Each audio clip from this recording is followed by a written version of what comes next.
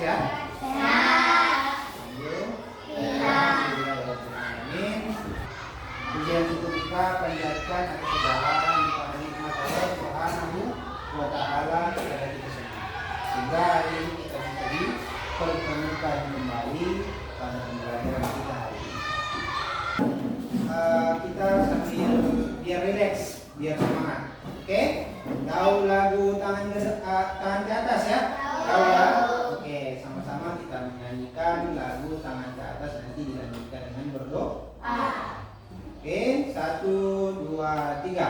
Tangan ke atas menggapai bintang, tangan ke samping burung yang terbang, tangan ke depan ikan berenang, duduk yang rapi siap berdoa.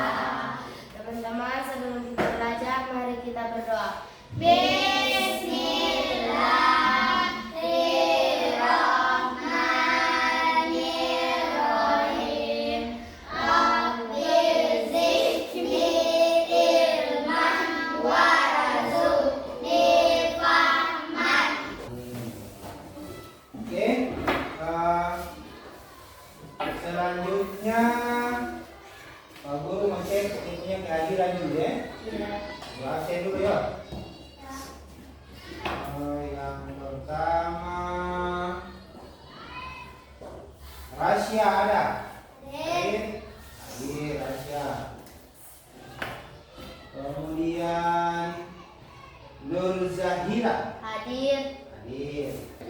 Melalui metode diskusi dan membuat proyek, peserta didik dapat memahami tanda-tanda usia balik dalam pandangan fikih dan ideologi serta tanggung jawab yang menyertainya dengan baik dan benar serta dapat menerapkannya dalam kehidupan sehari-hari. Paham? Oke, baik, lanjut. Sekarang langkah-langkah pembelajarannya. Ada beberapa langkah atau ada beberapa rangkaian nanti tahap yang akan kita lalui dalam proses pembelajaran kita kali ini. Yang pertama ada pembagian kelompok. Jadi nanti Pak Guru akan bagi kelompoknya, ya. Jadi akan jadi kalian akan jadi dua kelompok. Kemudian setelah pembagian kelompok ada kalian akan berdiskusi, ya, berdiskusi dalam kelompoknya. Setelah itu yang ketiga ada rancangan proyek, ya. Jadi kalian akan merancang sebuah proyek, sebuah karya. Kemudian tentu proyeknya terjadwal. Jadi proyek itu harus selesai hari ini, ya. Proyeknya harus selesai hari ini, ya. Kemudian pelaksanaan proyek, ya. Jadi kalian akan membuat proyek. Setelah proyeknya jadi, ya, setelah proyeknya jadi, dipresentasikan, ya. Sebelum kita masuk pada pokok pembahasan kita ini, Pak Guru tanya dulu, ya. Pak Guru mau tanya, pernah di rumah, ya, pernah dikasih tanggung jawab pernah dikasih kepercayaan untuk melakukan sesuatu? Kalau dulu kan misalnya dulu, nah tiba-tiba disuruh saya begini, padahal dulu tidak pernah. Pernah ya? Misalnya pernah disuruh cuci piring sendiri. Ya. Mantap. Dalam Islam, pertumbuhan atau perjalanan seseorang itu bisa dikategorikan 3. Ya, yang pertama ada di gambar nomor 1 dan nomor 2. Ya, itu di dalam Islam bisa juga disebut tahap seseorang masih bayi atau balita. Di tahap ini kita belum mengenal apapun, belum tahu apapun. Ya, yang ditahu cuma makan, berak, tidur. Ya, kalau lapar tidak bilang mama saya lapar, belum bisa. Bagaimana? Nangis. Ya, menangis paling, ya. Kalau menangis apa sih lapar? Kalau bukan lapar, pasti dia mengantuk. Kalau bukan mengantuk, barangkali dia suka berak atau berkincing. Pasti itu, ya kan? Itu masih tahap yang pertama. Kemudian di gambar nomor 3, ya, gambar nomor 3 itu disebut dengan fase tamyiz atau mumayyiz. Apa itu fase tamyiz atau mumayyiz? Di fase ini, di fase tamyiz ini atau mumayyiz, kita sudah mulai tahu mana yang baik, mana yang buruk. Ya, oke, lanjut. Nah, ini tahap yang ketiga, ya, kategori yang ketiga dalam Islam itu dimulai dari nomor 4 sampai nomor 8. Ya, apa namanya? Disebut dengan usia balik. Sekarang Pak Guru dia tanya dulu. Sekarang kamu punya umur berapa? 9 sampai 10? 9 sampai 10 tahun ke atas. Kenapa ini Pak Guru kasih warna kuning? Kenapa? Pernah lihat lampu traffic light? Lampu merah. Nah, lampunya warnanya ada apa? Merah, kuning, hijau. Kalau merah artinya stop. Kalau kuning ancang-ancang mau berjalan, hijau sudah jalan. Nah, kenapa ini kuning? Ya, itu maksudnya di usia kalian, kita kan sekarang ada di sini ya, kalian ada di sini. Usia yang di gambar nomor 4 ini. Nah, di usia ini, ya, di usia ini sudah mulai ada, bahkan ada anak-anak yang secara kebutuhan gizinya terpenuhi, itu sudah sampai pada usia balik. Ya, sudah ada tanda-tandanya. Tapi sebagian juga itu baru mau ancang-ancang mau balik. Ya, makanya persiapannya dimulai dari usia kalian atau dimulai kalau di SD itu dari kelas 4. Ya, kelas 4 itu sudah harus dimulai menyiapkan diri menyambut usia balik. Lanjut. Nah, alhamdulillah sekali. Ya. Apa itu balik? Ya, sekarang Pak Guru akan menjelaskan sedikit tentang pembahasan kita. Apa itu balik?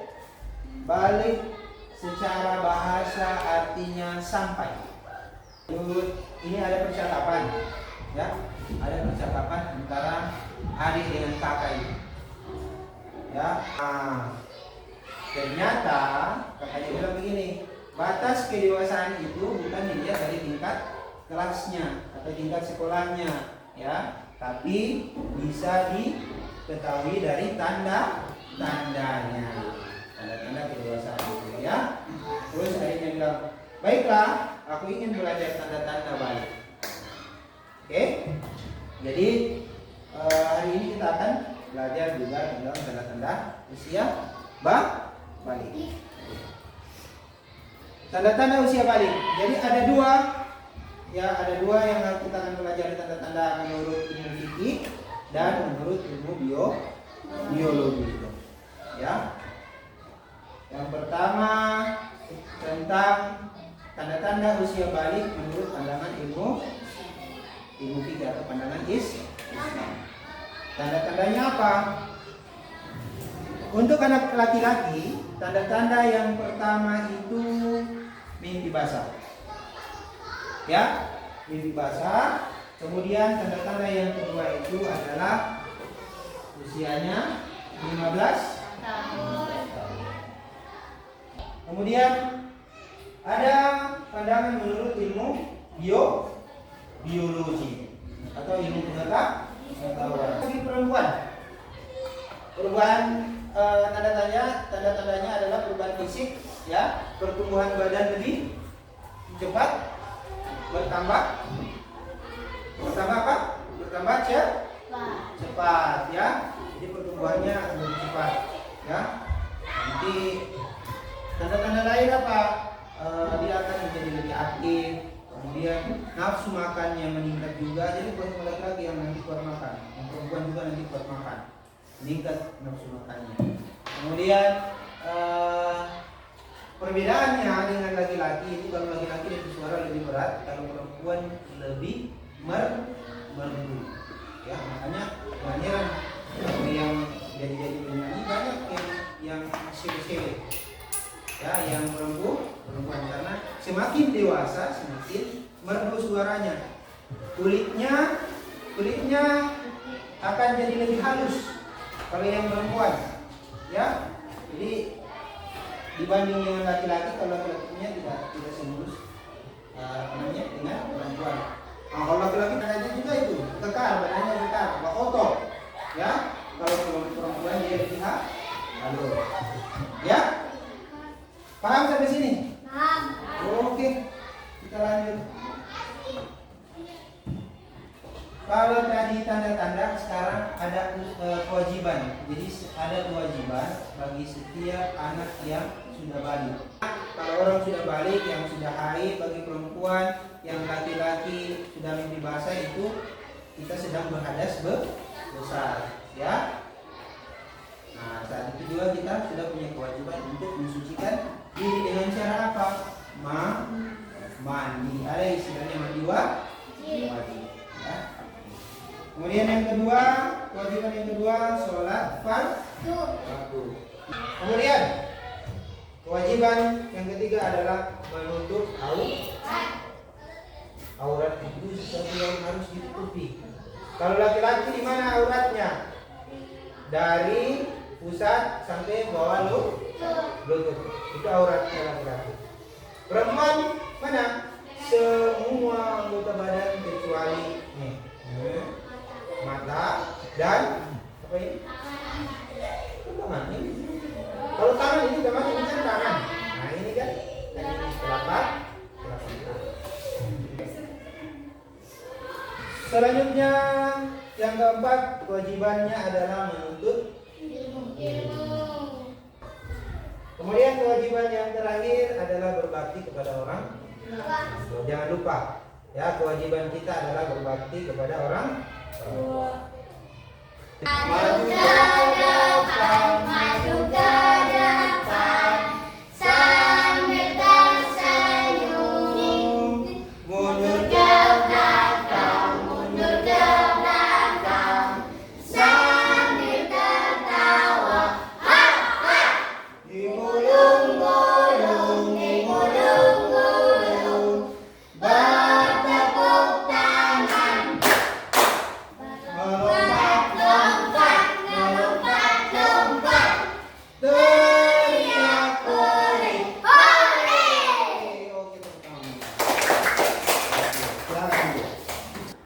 Boleh duduknya Bapak Guru bagi untuk kelompok duanya dulu.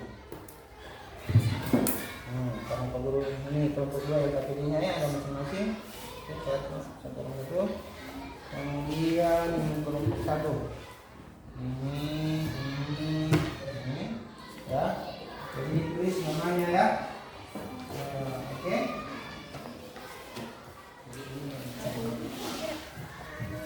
Jadi itu ada LKPD-nya, silakan dikerjakan, ditulis dulu namanya paling atas, ya, tulis saja dulu namanya, kemudian ini dijawab, ya, dijawab. Ya, iya isi di sini ini, ya, ini perhatikan dulu, coba perhatikan, halo, perhatikan dulu ya, ini kan ada LKPD-nya, nah di sini ada aspek itu, di kolom aspek itu ada anak laki-laki, ada anak perempuan. Yang diisi mulai dari sini, ya. Jadi misalnya yang nomor 1 di kolom yang kedua ini tanda-tanda menurut ilmu fikih. Untuk anak laki-laki apa? Satu apa, ya? Anak laki-laki yang kedua apa menurut ilmu fikih? Nanti anak perempuan menurut ilmu fikih apa? Yang satu, yang dua apa? Kemudian tanda lagi menurut ilmu biologi apa, ya, untuk anak laki-laki dan untuk anak perempuan. Kemudian tanggung jawabnya juga begitu, ya, untuk anak laki-laki dan anak perempuan. Bisa? Silakan dikerjakan.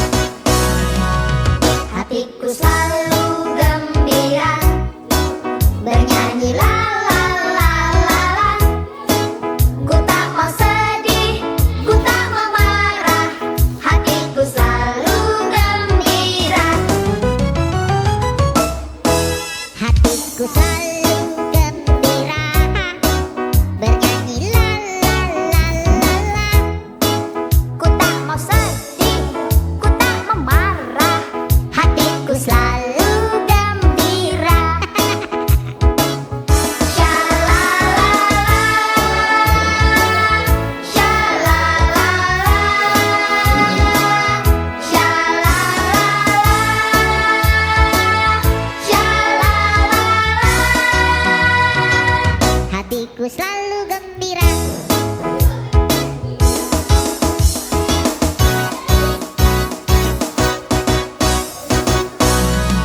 Hey, hatiku selalu gembira, ha, bernyanyi la la la la la. Ku tak mau sedih, ku tak mau marah, hatiku selalu gembira. Hatiku selalu gembira, bernyanyi la la la la la. Aku tak mau sedih, ku tak mau marah, hatiku selalu gembira.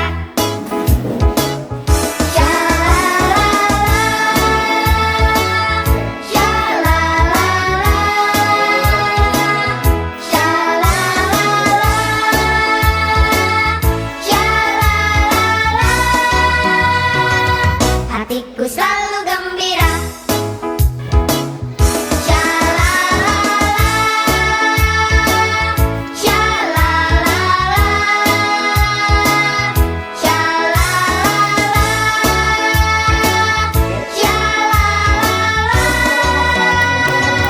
Hatiku selalu gembira.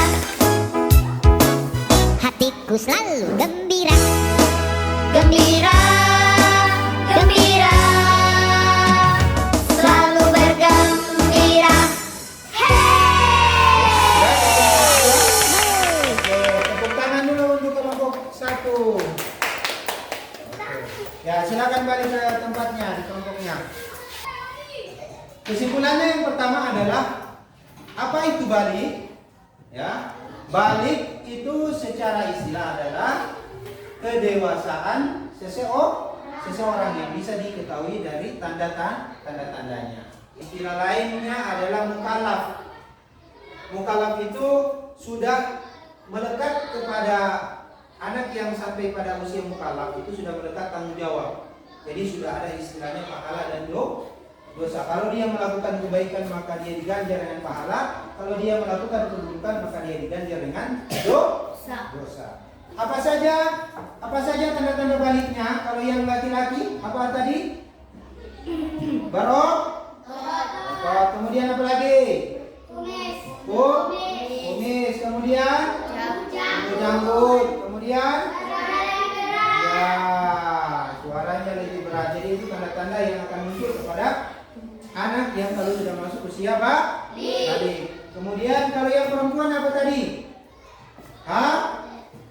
Haid sudah usia 15 tahun. Kemudian apa? Kulitnya bagaimana kulitnya? Halus. Suaranya bagaimana?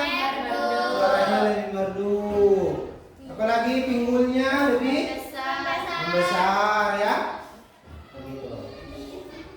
Ya. Kemudian apa kewajiban bagi anak laki-laki dan perempuan yang sudah balik? Apa tadi? Sholat fardu. Kemudian apa lagi? Mensucikan diri. Apa lagi?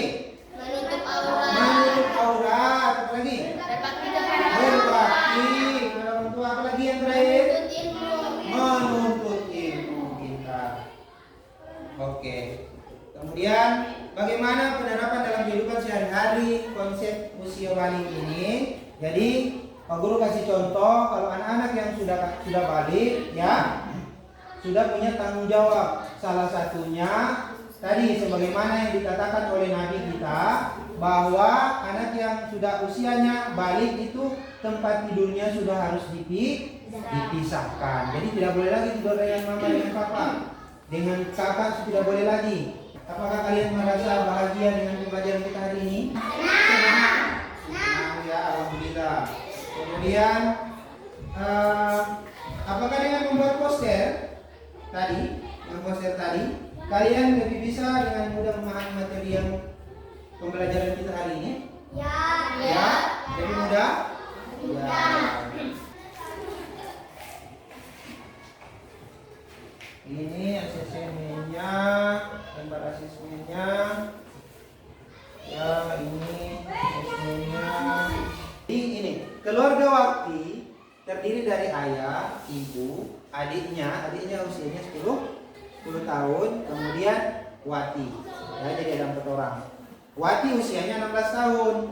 Kemudian ketika sholat maghrib, semua anggota keluarga bersiap-siap untuk melakukan sholat kecuali Wati. Adiknya Andi menegur Wati untuk segera melaksanakan sholat maghrib. Menurut pendapatmu, kenapa Wati tidak mengerjakan sholat maghrib? Ya. Kemudian yang kedua, apa alasannya?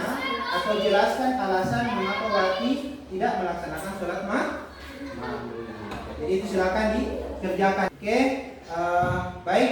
Kalau sudah paham semua, mari sama-sama kita tutup pertemuan kita hari ini dengan mengucapkan kalimat hamdalah.